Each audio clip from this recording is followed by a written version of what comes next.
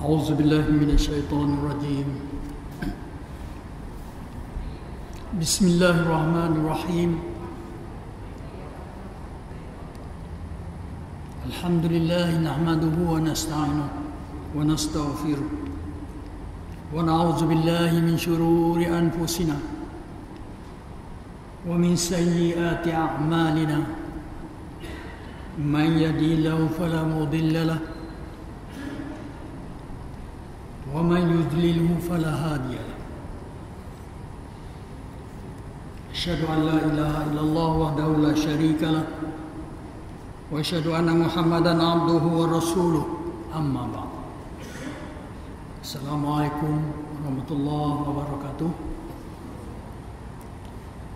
Alhamdulillah, syukur kita kepada Allah diberi kesempatan masih dapat kita bertemu untuk meneruskan perjuangan kita pada fisabilillah, mendekatkan diri kita pada Al-Quran, kitab Allah, mendekatkan diri kita pada sunnah Nabi, berjuang secara ikhlas menjadi manusia muslim yang sejati, tinggalkan zaman-zaman di mana diri kita hanya disebut sebagai muslim tetapi sebenarnya kita tidak beramalkan agama sebagai seorang muslim. Maka Islam itu tidak ada pada dia. Di segi sebutan ada, di segi amalan tidak ada.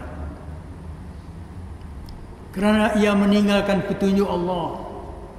Sebab itulah selalunya Islam dan iman dan seterusnya, ciri-ciri seorang muslim itu tidak merangkumi pada dirinya.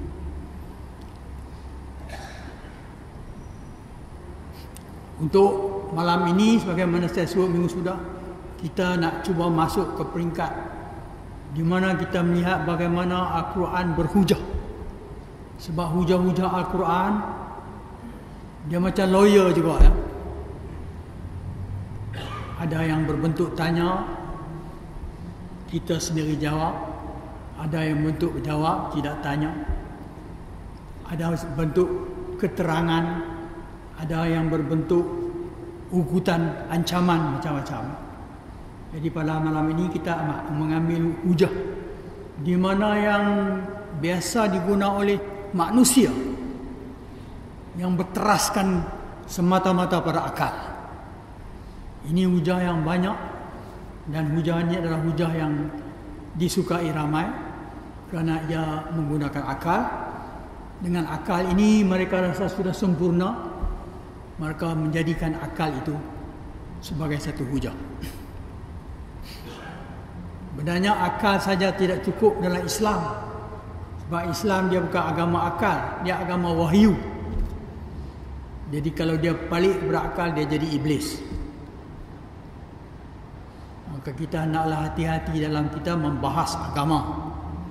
Mesti kita keluarkan dalil dan keterangan apa yang Allah sampaikan, apa yang Nabi sampaikan.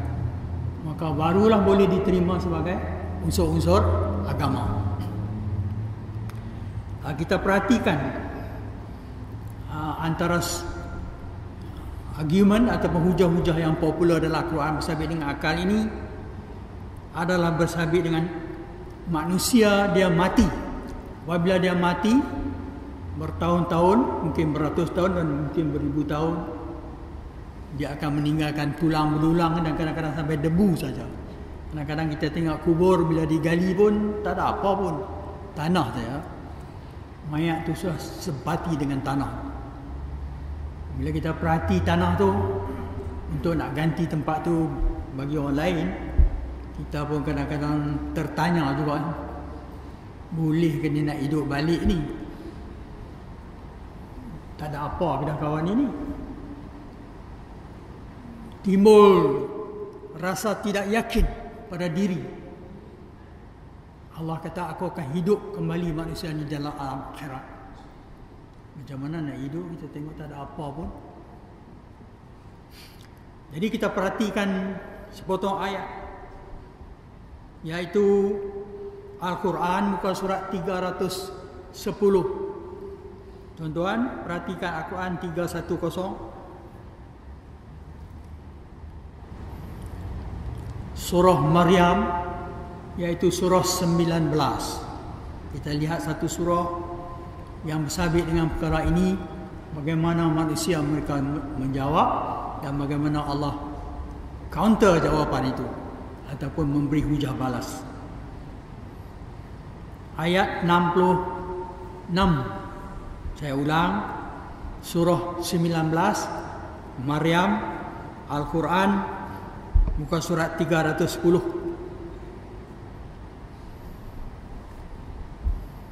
Wa yaqulul insan, disebut insan ni dia umum ya, manusia. Ini ditujukan kepada orang-orang yang tidak percaya kepada hari kebangkitan, hari akhirat, hari yang setelah mereka mati bertahun-tahun, ratus tahun, mungkin 1000 tahun, dengan nada yang heran, dengan nada yang penuh mustahil manusia boleh kembali. Aiza ma mitu, kita tengok hamzah itu ialah hamzah istifham, dia tanya apakah apabila ma mitu, aku telah mati, la saufa, lam itu lam taukid, membawa arti benar-benar, sungguh-sungguh, tak ada lawak dah ni, akan ukhraju, aku akan dikeluarkan, hayyan, sebagai manusia hidup sempurna macam sekarang ni. Bolehkah? Dia tanya secara halus, bolehkah? Aiza ma mitu, apabila aku telah mati, la saufa, benar-benar saufa, aku akan ukhraju, itu majhul ya, aku akan dikeluarkan. Hayyan itu hal dia, mana di dalam keadaan dia hidup macam dulu-dulu jugalah di akhirat nanti. Jadi apabila manusia jadi tulang belulang, maka orang yang bercakap ni dia sandarkan keseluruhan apa yang dia bercakap ni kepada apa yang dia lihat, apa yang dia fikir. Dia melihat dari segi apa? Akal dia. Bukan dia melihat dari segi wahyu Allah, dari segi apa yang Allah ajar dia. Maka dia semacam rel kereta api ya, dia tak boleh bertemu. Betul tak? Dia parallel, dia tak boleh berjumpa line tu. Yang satu ada sentuhan wahyu, yang satu sentuhan akal semata-mata. Kemudian Allah menegakkan dalil, nak tunjuk kepada dia atas kebenaran wujudnya pembangkitan itu dengan firman Allah. Lagi sekali kita tengok istifham alif, apakah wala yazkurul insan, apakah manusia tidak berfikir? Ayat 67. Dia tak boleh fikir kah? Anna khalaqnahu min qabl, bahwasanya kami telah mencipta dia min qablu, sejak dulu lagi, bukan sekarang ni. Balik ke belakang lah sampai kepada Adam. Allah tanya, siapa yang last kali cipta manusia tu? Dan dia asal daripada apa? Tak ada apa. Walam yaku syai'a, dia tidak ada sama sekali. Manusia tak wujud langsung. Kemudian Allah cipta manusia tu daripada tanah. Dan hari ini manusia terus beranak pinak, adakan laki-laki dan perempuan, dan daripada situ lahirnya zuriat. Jadi hamba Allah ni Dia melihat yang itu, yang si mati itu. Dia tidak melihat sebelum itu macam mana Allah boleh cipta manusia. Tuan-tuan dan puan-puan, kita ambil manusia sebagai contoh lah. Agak berlainan kalau kita banding dengan Allah, tapi tak apa, kita ambil contoh yang kita dapat lihat sebagai contoh yang lebih mudah lagi. Katalah dia bina kapal terbang. Kalau kapal terbang tu jatuh, kapal terbang tu musnah, hancur, dia bina kapal terbang, dia boleh bina kapal terbang. Tuan-tuan agak, dia boleh buat lain tak? Kapal terbang tu dah musnah dah, tak ada apa dah. Dia boleh buat yang baru, betul tak? Tapi kalau tuan-tuan pergi suruh satu hamba Allah lain buat, hang tolong buatlah kapal terbang, supaya kapal terbang hak jatuh tu, mana aku tahu. Pasal apa yang hak seorang hamba Allah ni dia boleh buat? Pasal dia dah pun buat kapal terbang tu. Betul tak argument dia? Allah kata dulu aku dah bentuk manusia ni, daripada tak ada apa satu jadi manusia. Sekarang ni dia mati, sekarang ni aku nak bentuk dia lain bagi jadi manusia. Apa masalah? Dia tak boleh fikir. Cuba apa problem? Kalau Allah belum lagi bentuk manusia, ada juga nampak masalah tu, betul tak? Sekarang ni nak masalah apa? Dia dah buat dah manusia. Tuan-tuan dan puan-puan, pada ayat yang lain, iaitu Quran muka surat 249. Tuan-tuan tengok dari segi perbandingan ayat mentafsir ayat Al-Quran.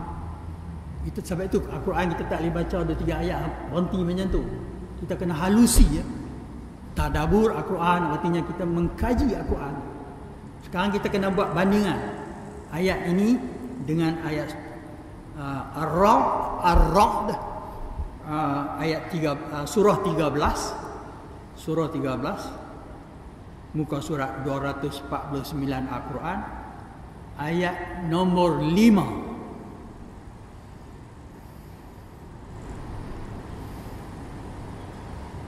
Jadi senada dengan ayat yang saya sebut tadi. Kita tengok apa Allah sebut tentang ayat ini. Ada persoalan dari sini. Wa in ta'jab, jika ada sesuatu ta'jab yang matikan ba. Sebab in tu harfus syar. Ta'jab jadi fa'il syar. Dia jawab, dia jadi sukun. Jika Muhammad kamu rasa ajaib, kamu rasa hairan, fa'ajabun, maka keajaiban itu sepatutnya ialah pada qauluhum, pada ucapan dia tu. Ya hak dia kata, boleh hidup lagi kah? Dah jadi tanah, dah jadi debu apa semua ni. Allah kata kalau kamu nak heran, bukan hak dia bercakap, hak orang yang bercakap tu, hak dia kata. Tak sepatutnya keluar daripada seorang mulut manusia yang ada akal. Wa in ta'jab fa'ajabun qauluhum, jika kamu merasa heran, kamu patut heran tu apa yang dia ucap. Maksud Allah, tak sepatutnya ucapan itu lahir daripada manusia yang Allah bagi akal yang cukup sempurna. Sebab itu kita hari ini tak cukup penggunaan akal. Itu di sini agama pakai akal saja adalah sesuatu maksiat. Dia mesti lihat argumen atau hujah daripada Allah. Dan kita tengok aiza kunna, apakah, lagi satu soalan di situ, apabila kami telah mati, turaban, mereka jawab sama juga, dah jadi tanah ya, turab. Inna, sesungguhnya kami, ada huruf lam di situ. Lam itu lam masih taukid, benar-benar fi khalqin, kami akan dicipta, jadidin, dalam satu keadaan yang baru. jadi balik semula macam dulu. Dah jadi apa? Kata yang digunakan oleh mereka di sini ialah turaban. Tanah, tulang pun tak ada arah ya. Boleh tak? Jadi di sini Allah tegaskan, jangan kamu heran mereka ini. Heran cakap dia tu. Di sini ada argument ya, macam lawyer juga. Ni Allah nak tunjuk bahawa Allah cipta manusia dengan akal yang sempurna, tapi dia tak menggunakan akal sempurna. Akal dia tu pendek saja. Kalau tuan-tuan perhatikan di dalam kubur, setakat manakah pandangan dan akal kita? Mati di hak tanah tu saja.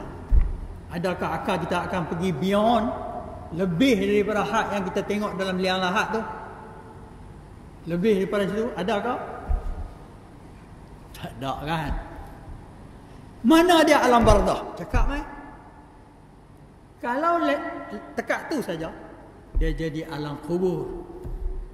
Kita mati, kita tu alam barzakh. Kata Allah guna barzakhun. Ila yaumi yub'asun, sehingga hari mereka dibangkitkan.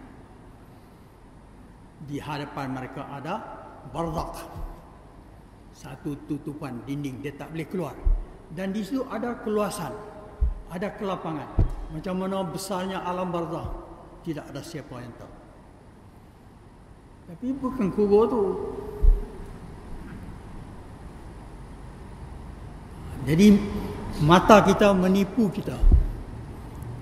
Agama Allah tidak boleh dilihat dengan mata akal yang zahir.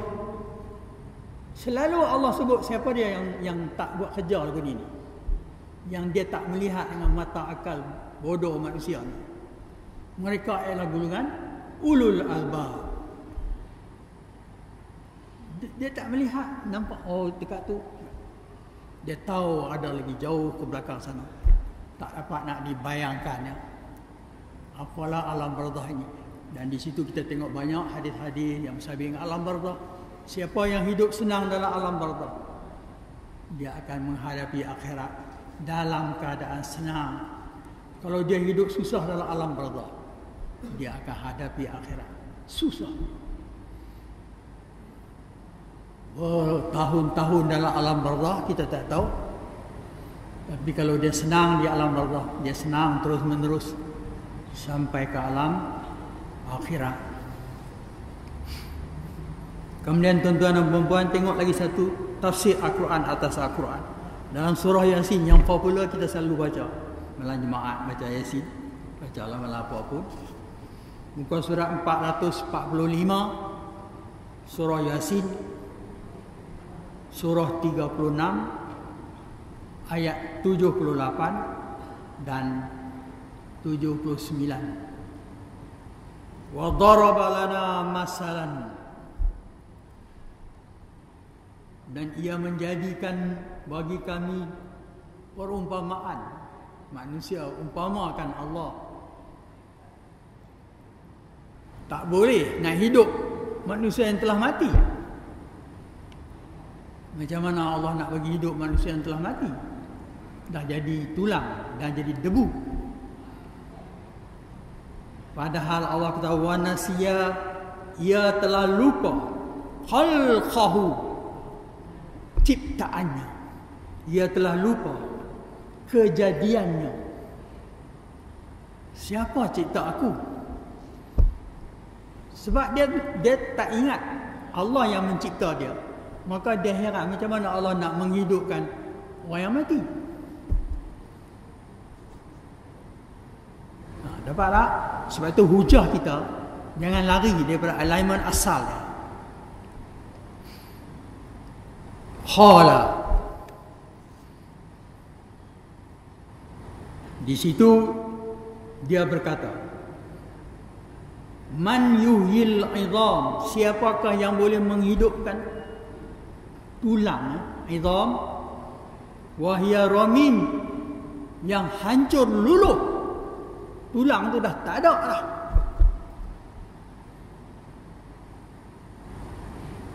Itu pun argumen akal juga. Kemudian jawab Allah, katakan wahai Muhammad, qul yuhyihal ladzi,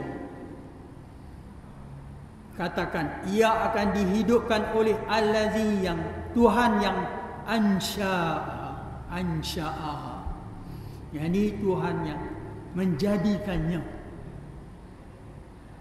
awwala marrah, awal dulu ni. Awwala marrah ni artinya pertama kali, awal marrah.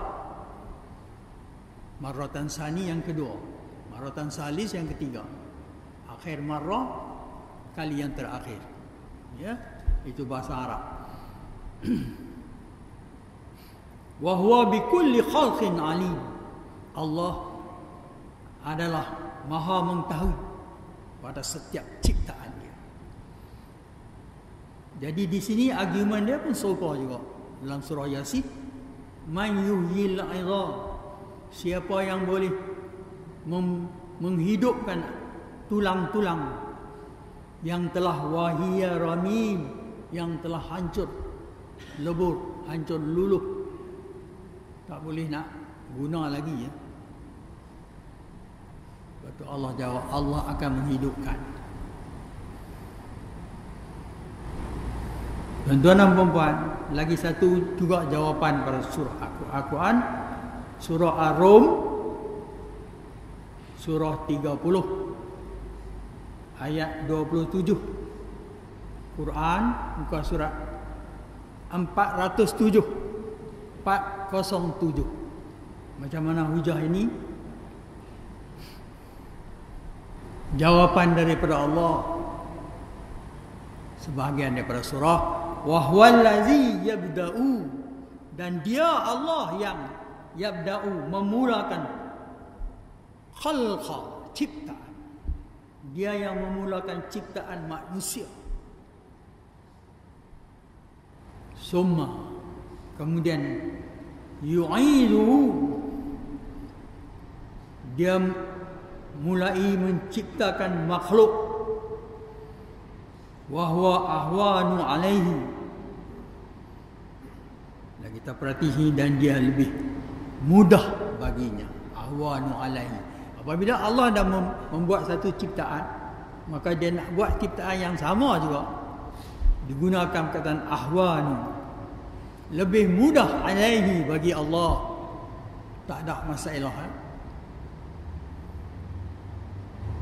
Apabila kita melihat beberapa contoh ayat ini, akan datang keyakinan kepada kita bahawa kita mati tetap akan dihidupkan. Kita akan tengok pada ayat seterusnya lagi, ada hujah-hujah lagi daripada Allah untuk memberi kita keyakinan itu. Tuan-tuan dan puan-puan, seterusnya sambung ayat 68 daripada awal tadi. Sambung ayat 68. Tadi ayat 66, 67, 68.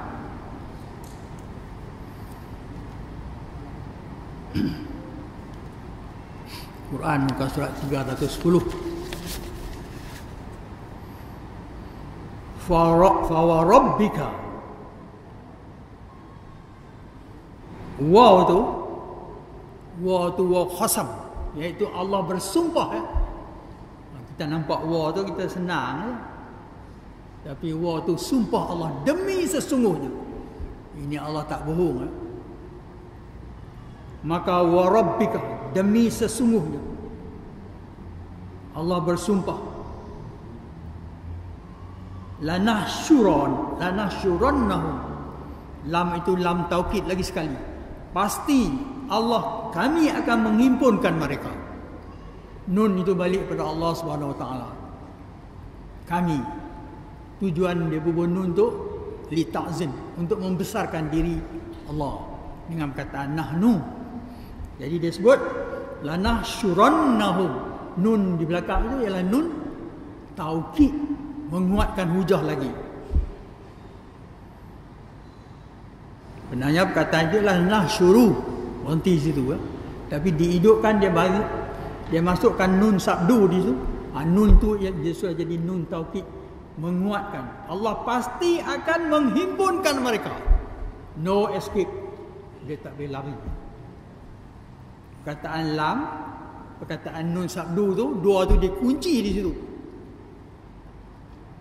Kalau kita patuh pada Al-Quran, kita tak akan berani dengan ada lam tu, ada nun tasdid. Pasti itu sudah jaminan Allah. Allah akan menghimpun mereka. Dan syaitan dan setan-setan mereka. Sebenarnya siapa yang dia kata mana boleh Allah hidupkan ni? Yang dah mati ni. Nak hidup macam mana? Tulang pun tak ada, apa pun tak ada. Tinggal debu Itu sebenarnya datang daripada bisikan setan yang berdamping dengan dia. Dia pun tengok sungguh lah. Sebab itu Allah kata kedua-dua mereka ni akan dihimpunkan di hari akhirat dalam tempat yang sama. Kemudian baru dipisahkan. Sebab dia ada neraka untuk jin, dia ada neraka untuk manusia. Pada peringkat awal sebelum buat pemilihan masuk neraka, jin setan dan manusia setan ni mereka akan duduk sekali. Kita akan tengok berapa banyak ayat dalam Al-Quran laknat melaknat antara mereka tu berterusan ya. Sangat menakutkan. Kutuk mengutuk laknat hang tak guna kata api macam-macam. Dia apa kata? Bukan kami yang suruh. Hangpa yang ikut macam-macam ya.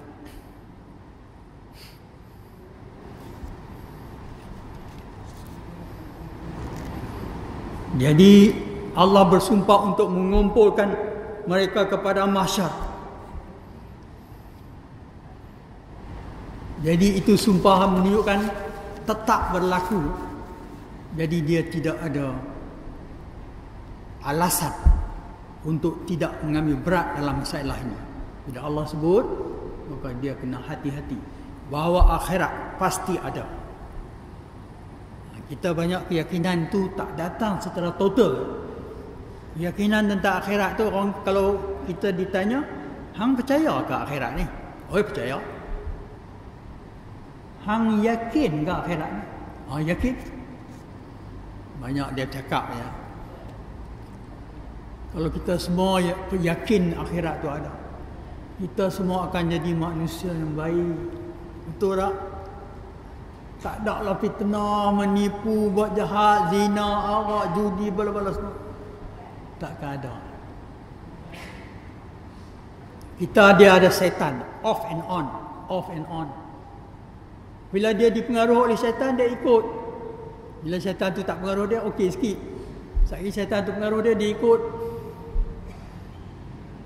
Baik tu Allah sebut di sini, setan dan dia sekali akan dihimpunkan di hari akhirat. Jadi dalam riwayat pun kita tengok kebanyakan riwayat-riwayat sahih, orang-orang kafir, orang-orang yang tidak percaya kepada Allah, orang-orang musyrik mengutukan Allah. Mereka bersama teman-teman mereka daripada golongan syaitan yang telah menyesatkan mereka. Setiap orang di antara mereka akan dikumpulkan bersama setan masing-masing. Mengikut, saya quote daripada Al-Maraghi dalam tafsirnya.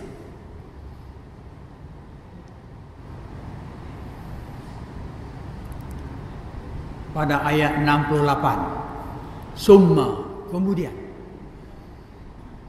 Lanuhzirannahum. Lagi sekali tuan-tuan perhati, banyak yang lam, lepas tu di belakang dia tasdik. Lam, di belakang dia sabdu.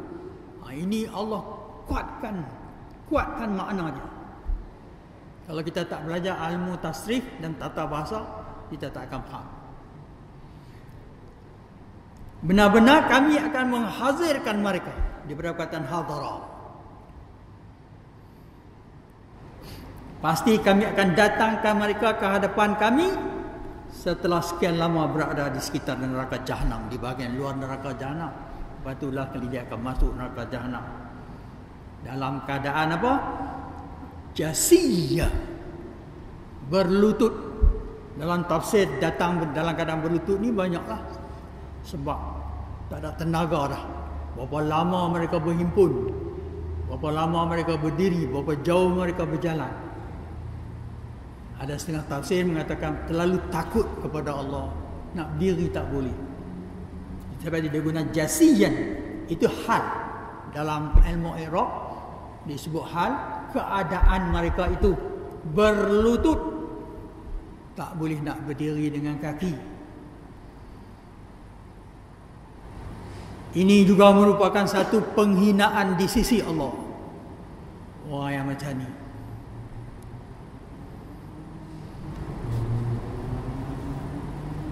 Summa. Lagi sekali tuan-tuan tengok ada lam, ada nun sabdu. Berapa banyak Macam kita kata bala yablu, mencuba bala yablu. Kalau dia berbual lam walana bluwannakum. Nampak tu lana bluwanna, dia hidupkan nun. Padahal perkataan itu ialah nablu, tapi dia berbual lam. Lana bluwannakum, pasti kami akan mencuba setiap daripada kamu, tak boleh lari. Tu ada gunanya lam, ada gunanya nun sabdu. Bila kita tak mengkaji ilmu Al-Quran, kita tak dapat. Jadi bila Allah nak sebut wala tamutunna, dia ada nun sabdu di hujung, nampak? Mata yamutu tamutuna, dia bukan tamutunna. Mana ada tamutunna? Tak ada. Fi'il mudhari' tidak ada tamutunna. Itu fi'il mudhari' mabni 'ala al-fathah. Dia selalu dhamma. Kalau tamutuna dia sudah jadi af'alul khamsah. Itu ilmu i'rab Al-Quran. Tuan-tuan berminat sila pergi kelas saya kat Kampung Guru sana hari Sabtu pukul 10 pagi. Belajar.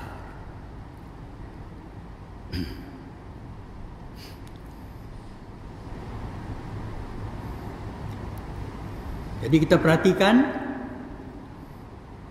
thumma lananzi'anna, sesungguhnya kami pasti akan menarik min kulli syi'ah.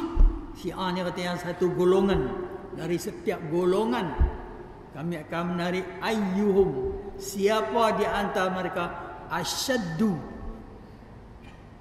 yang siapa di antara mereka yang telah digaris asyaddu di peringkat yang tersangat.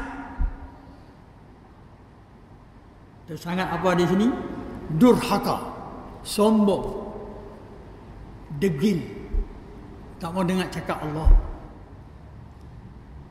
Jadi Allah, siapa saja di antara mereka yang tersangat sombong, degil, ala Rahman, tak sebut Allah, sebut Ar-Rahman. Atiyah ni maksudnya durhaka. Jadi gulungan ni Allah akan tarik, pecahkan mereka masuk dalam neraka.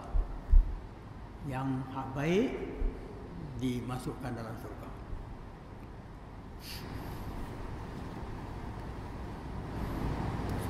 Jadi secara keseluruhan ayat dapat kita faham bahawa secara ringkasnya Allah akan mendatangkan mereka semua di sekitar Jahannam.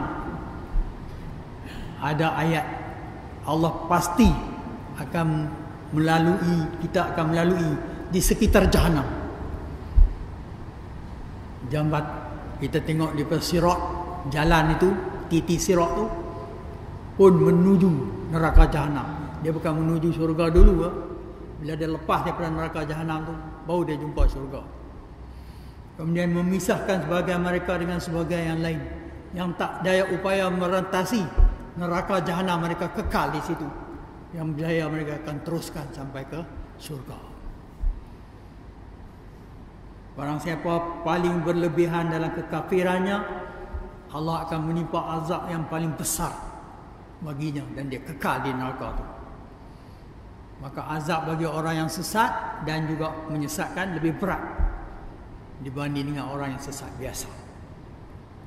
Summa, kemudian la nahnu, lagi sekali pasti kami akan a'lamu, kami akan mengetahui, lebih mengetahui billazina hum, dengan orang-orang yang aula biha, yang lebih patut dengannya siliya, dimasukkan ke dalam neraka. Allah lebih mengetahui. Jadi dia tak boleh nak berlindung di situ. So keputusan Allah akan buat di situ.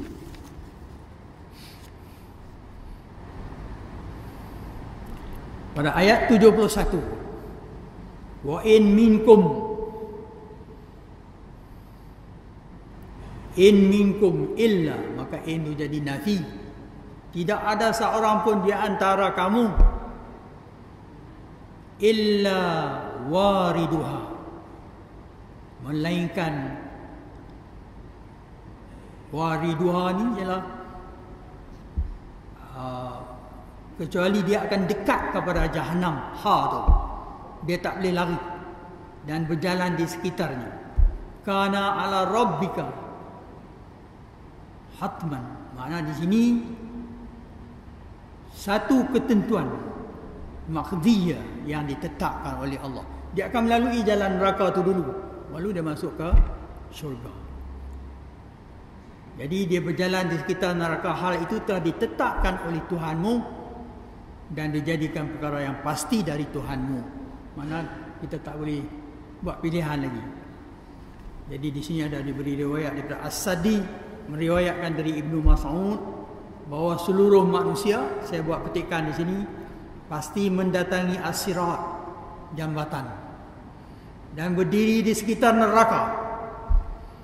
Kemudian mereka akan keluar dari jambatan itu dengan amal mereka. Di antara mereka ada yang melalui yang seperti kilat. Kita dengar cerita ni. Ada yang melalui yang seperti angin. Ada yang melalui sirat itu seperti burung. Ada yang melalui seperti derak kuda. Ada yang melalui seperti langkah unta. Ada pula yang melalui seperti loncatan kaki. Demikian diterangkan di dalam hadis yang panjang Rasulullah. Kita jangan pandang enteng benda ni ya, sebab kita akan melalui. Kalau selagi dia boleh mengikut rentak seperti loncatan kaki pun tak apa, mana dia bergerak untuk ke arah keselamatan. Kalau dia boleh lari laju tu, okeylah dia tu. Ini dia tak boleh pergi ke mana, dia jatuh terus ke bawah.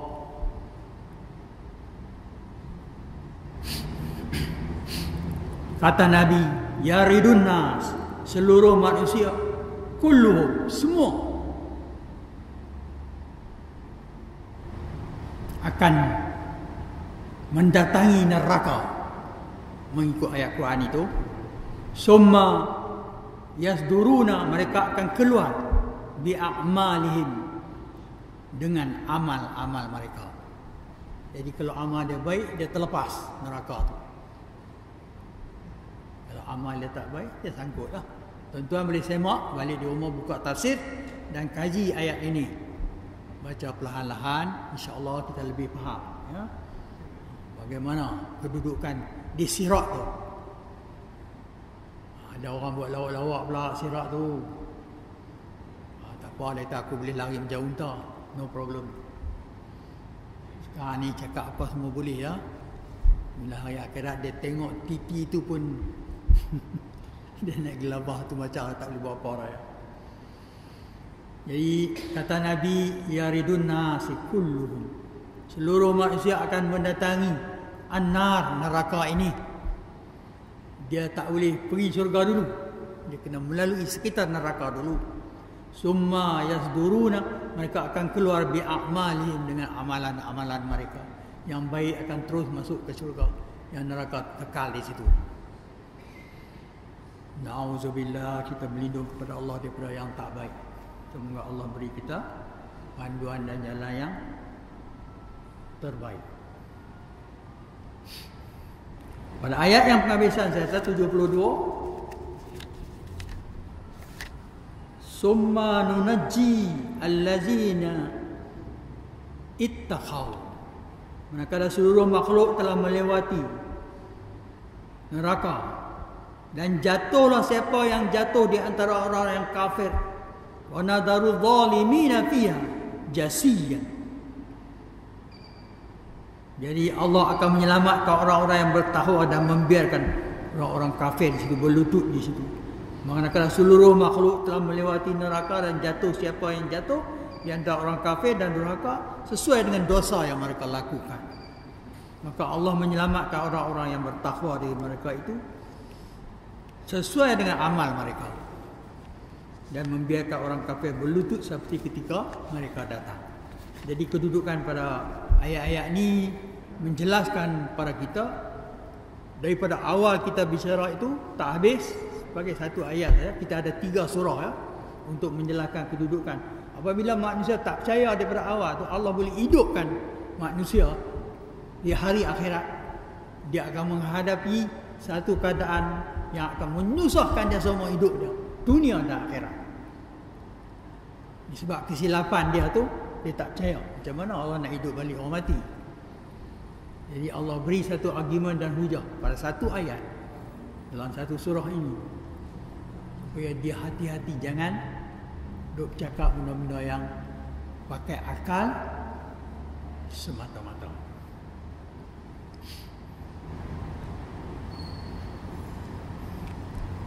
Jadi memandangkan masa yang sudah cukup,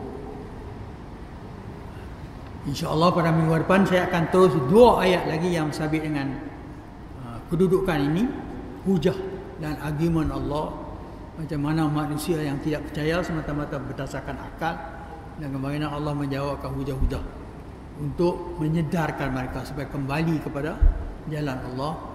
Wabillahi taufiq wal hidayah. Wassalamualaikum warahmatullahi wabarakatuh.